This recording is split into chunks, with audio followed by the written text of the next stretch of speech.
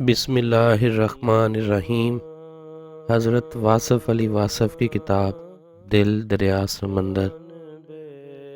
تقدیر بدل جائے تو تقدیر کو اگر وہ فطرت کہہ دیا جائے جس میں انسان پیدا ہوتا ہے تو تقدیر کا بدل جانا ایک ناممکن سی بات ہے۔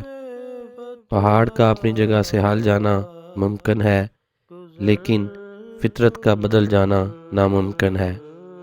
شیر بھوک سے مر جائے گا لیکن گھاس نہیں کھائے گا، کیونکہ شیر کی فطرت میں ایسے نہیں۔ شیر کا مقدر گوشت ہے، شیر کی تقدیر اس کے مزاج کی شکل میں اس کے ساتھ ہے۔ شاہین کو شاید معلوم ہی نہ ہو کہ فطرت نے اس کی فطرت میں بلند نگاہی اور بلند پروازی اس طرح شامل کر دی ہے کہ اسے پرندوں کی دنیا کا بادشاہ کہا جاتا ہے۔ اس کے برعکس فطرت نے کرگس کو بلند پروازی تو دی ہے، لیکن پست نگاہی کا یہ عالم ہے کہ گدھ کی خوراک ہی مردار ہے۔ پرجا گدھ ہو یا راجا گدھ، مردار کے بغیر زندہ نہیں رہ سکتا۔ مردار خوری اس کی تقدیر ہے، اس کا مقدر ہے۔ گدھ کی آنکھ مردار اجسام کے علاوہ کچھ اور دیکھنے سے قاصر ہے۔ کائنات کی ہر شے کو اپنے اپنے مقدر کے لیے مقرر کر دیا گیا ہے۔ کسی شے کا اپنے مدار اور اپنے حصار سے باہر نکلنا دشوار ہے۔ اجسام اور افراد اپنے مزاج سے نکل کر اپنے آپ کو قائم نہیں رکھ سکتے۔ عارضی جان اور بے جان شے کا اپنی تقدیر میں پابند رہنے کا عمل ہی اس کائنات کی استقامت اور اس کے حسن کا راز ہے۔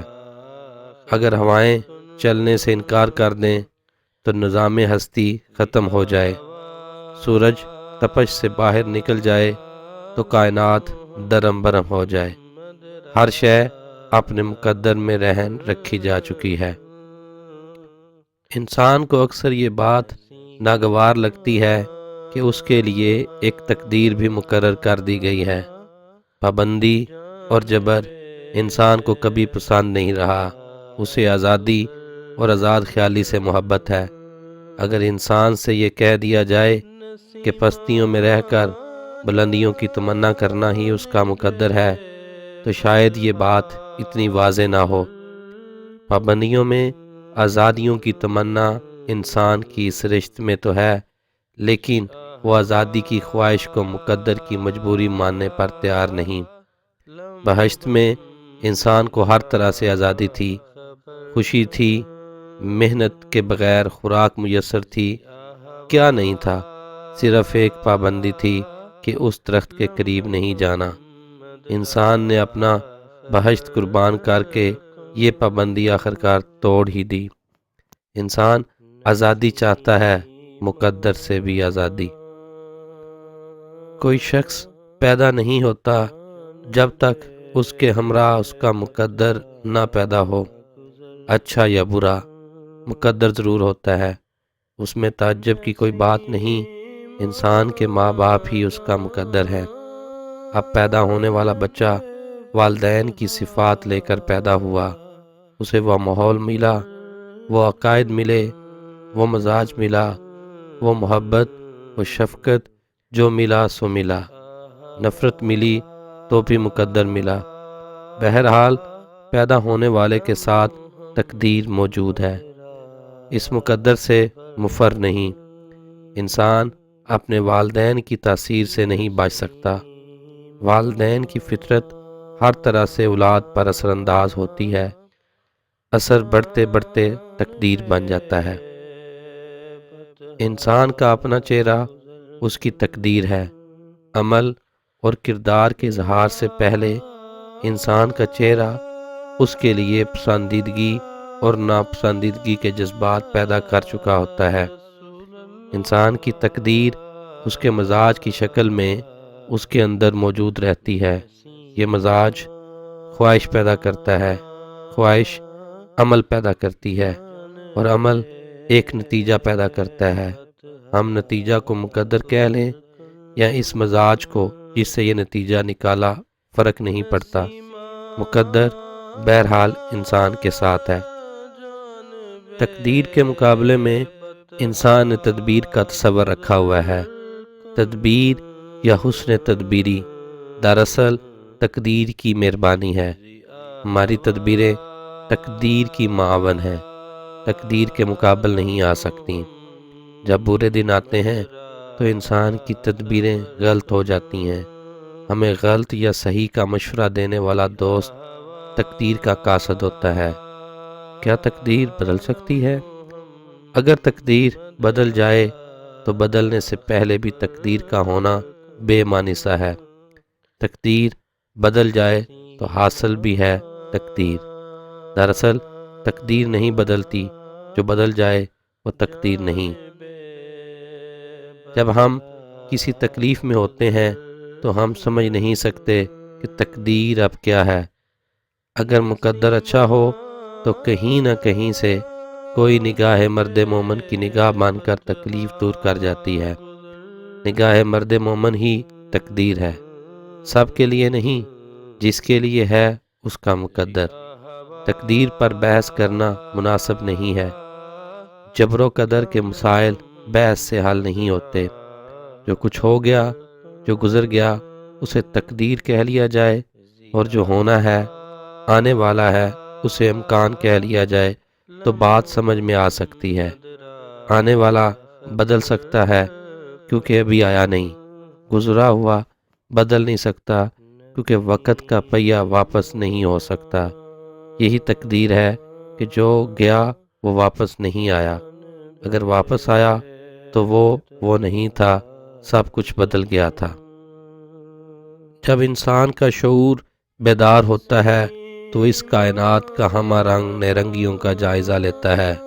وہ اپنے لیے کچھ پسند کرتا ہے، کچھ انتخاب کرتا ہے۔ بس یہی لمحہ انتخاب لمحہ تقدیر ہے۔ تقدیر ہمیں ہماری عاقبت کے سامنے لے جاتی ہے۔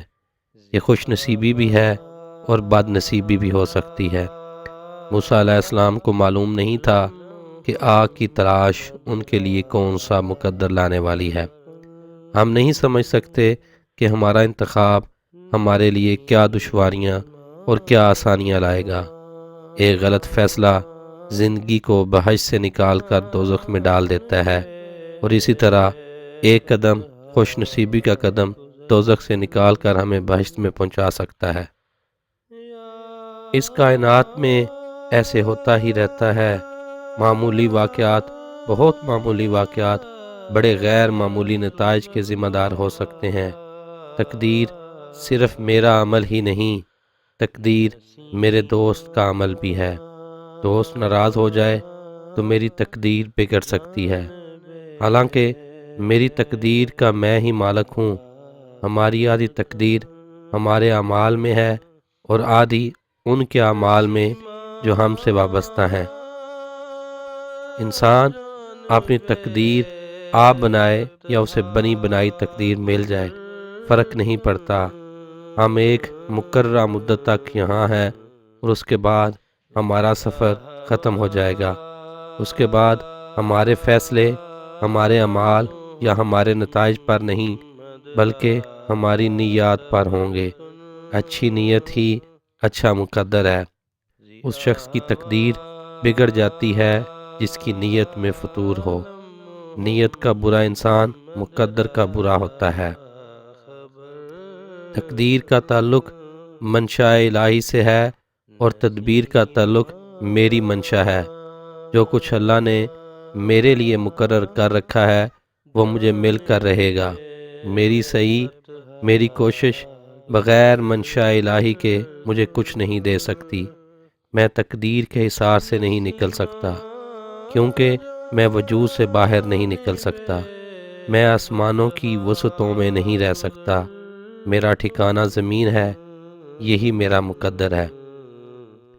میں گاڑی میں سوار ہونے سے پہلے کسی بھی ذریعہ سفر کا انتخاب کر سکتا ہوں۔ بڑے امکانات ہیں، سفر کے بڑے ذرائع ہیں، لیکن جب میں گاڑی میں سوار ہو جاتا ہوں تو یہ مقدر ہے۔ میں اپنے لیے امکانات کے دسترخوان سے تقدیر کی ڈش منتخب کرتا ہوں۔ مجھے اپنے انتخاب پر گلہ نہیں، اس لیے میں تقدیر سے راضی ہوں۔ وہ انسان جو اپنی زندگی سے مطمئن ہے وہ ہر طرح کی تقدیر سے مطمئن ہے۔ جو خود اپنے سے راضی نہیں وہ تقدیر سے کیوں راضی ہوگا؟ دنیا کے عظیم انسان صاحب مقدر تھے، صاحبان نصیب تھے، ان کا عمل تو واضح ہے۔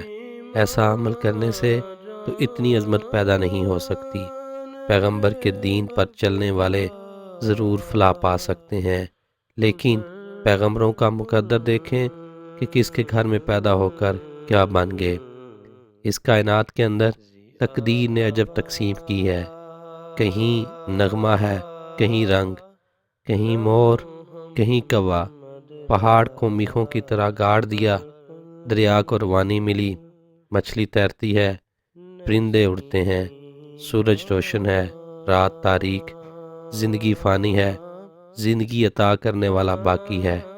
اسی مقدر کی دل آویزیوں میں ہم نے چند روزہ زندگی صرف کرنی ہے۔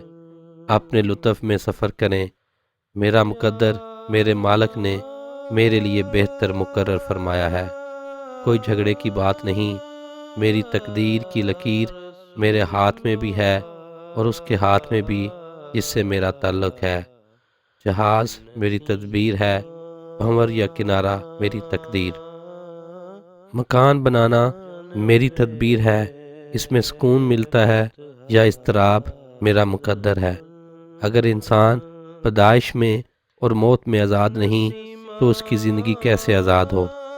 جس کو اپنے آپ پر اعتماد نہ ہو اسے کسی خوش فہمی میں کیسے اعتماد ہوگا؟ جو انسان اپنے قد سے باہر نہیں نکل سکتا وہ تقدیر کی حد سے کیسے باہر نکل سکتا ہے؟ بہرحال تقدیر ماننے والوں کے لیے ایک نعمت ہے، نہ ماننے والوں کے لیے یہ آزمائش ہے۔ اگر یہ سوچ لیا جائے کہ ماضی میرا مقدر ہے، حال فیصلے کا لمحہ ہے، مستقبل امکانات کا خزانہ، فیصلے سے پہلے ہر راستہ منزل کا راستہ ہو سکتا ہے، لیکن فیصلے کے بعد مسافر کے لیے منزل تک پہنچنے کا صرف ایک ہی راستہ ہے اور وہی مقدر ہے۔ مقدر بدل نہیں سکتا، ہمارے پروگرام بدل سکتے ہیں، لیکن امر الہی ٹال نہیں سکتا۔ بڑے بڑے کامیاب انسانوں کو ان کی اولاد نے ایسی ناکامیاں عطا کی ہیں کہ بس خدا کی پناہ۔ اولاد کا عمل بھی والدین کے اعمال کی طرح انسان کی زندگی پر اثر انداز ہو کر اسے ایک مقدر کے حوالے کر دیتا ہے۔ انسان اپنے آپ کو کہاں تک محفوظ کرے گا؟ چراغ کو آندھی اور طوفان سے تو بچایا جا سکتا ہے، لیکن چراغ کے اندر ہی سے تیل ختم ہو جاتا ہے۔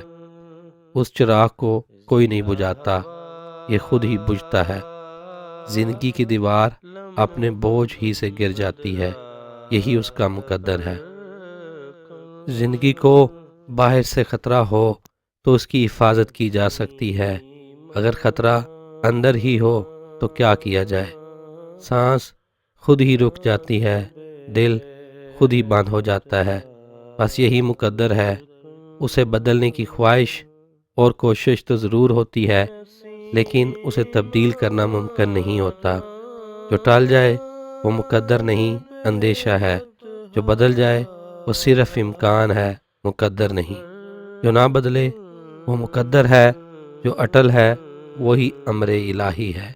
وہی نصیب ہے ہمارا نصیب جو ہمارے عمل کے تعاون کا بھی محتاج نہیں۔ وہ اس بارش کی طرح ہے جو آسمانوں سے نازل ہوتی ہے اور اس زلزلے کی طرح ہے جو زمین کے اندر ہی سے پیدا ہوتا ہے۔ اس میں کسی کا دخل نہیں، یہ فطرت کے فیصلے ہیں، اٹل اور نہ بدلنے والے۔